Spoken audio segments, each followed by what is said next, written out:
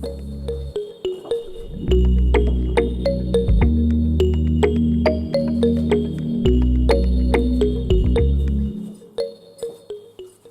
today we're going to try and make a stitching jig, part of my attempts to try and make a book.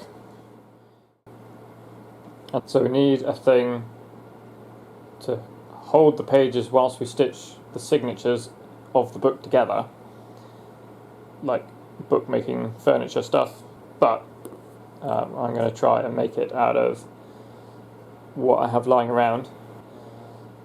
So we're going to make this frame shaped thing here, and that's made up of these 3 smaller pieces. This one isn't actually drawn on this, but it's a shelf to hold the book.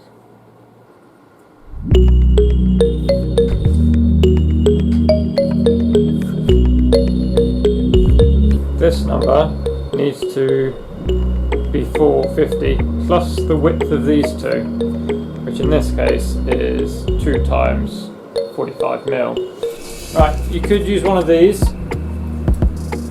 or one of these. This is quicker and easier.